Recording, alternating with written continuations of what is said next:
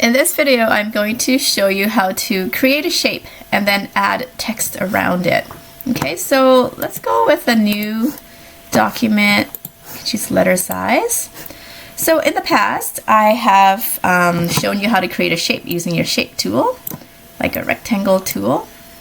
Okay, and then using this rectangle tool, you can go to your type tool here. Just a regular type tool. You can hover over it.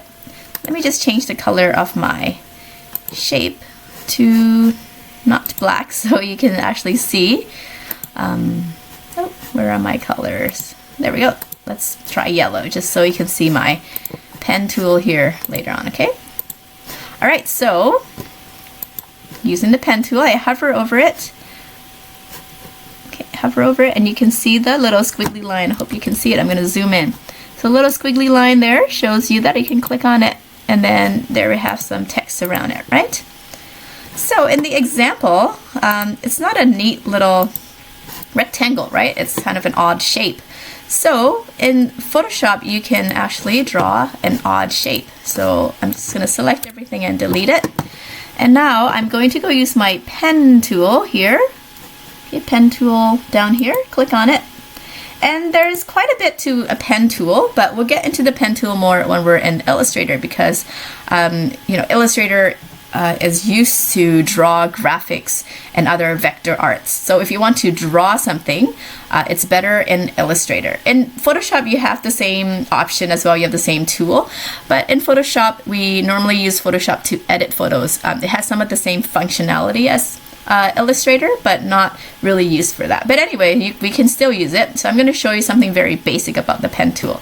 So first click on it and now bring it over to your page and click just once, okay, on your mouse, click. So it creates a dot there. It's called an anchor point. So move your mouse away from it, just to the other side of the page, make sure it's still on the page, and then do not hold your mouse down. So lift your finger off the mouse and then move away from it. Okay? And then click again. All right? And then lift your finger off the mouse and move your mouse down. And then click again. So move your mouse. Finger is not on the mouse. You're not dragging it. You're just moving your mouse without your finger on it. And then click again. And click again. And it must always go back to the beginning. Okay, so I'm just going to show you with the yellow right now. So it must always go back to the beginning of the shape.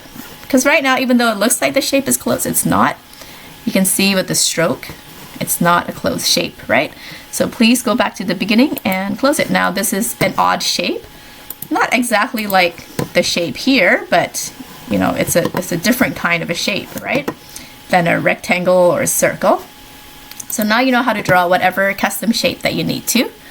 And this is just like, you know, the rectangle or the circle or the square that you use to create, that these shapes are, you know, created with, okay? So all shapes in Photoshop or Illustrator, any Adobe program is really created by these anchor points, okay? They're called vector shapes. And we'll talk more about that in Illustrator. Anyway, so now we have an odd shape. Let's go over to our type tool and now you can click on it. Oh, you have to make sure that the shape is selected. All right, in the layers panel, then you go to your type tool. Then you hover over it. If you want to begin your text down here, you click on it there. And there we go. Okay. And maybe you don't need that, oops. Maybe you don't need that much text.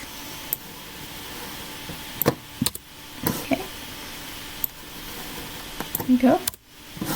Or maybe you need the text bigger or smaller, so make sure you select the text. Nope. I'm gonna go from here, select the text, and you can adjust the text size accordingly if you need it smaller or bigger. You can change the font as well. So that's how you would, that's how you would create this. So you create the shape of that and then you would add the text onto it and make sure that it's the right font size so it begins and ends at the wrong place, and make sure you copy and paste the entire paragraph given to you in assignments.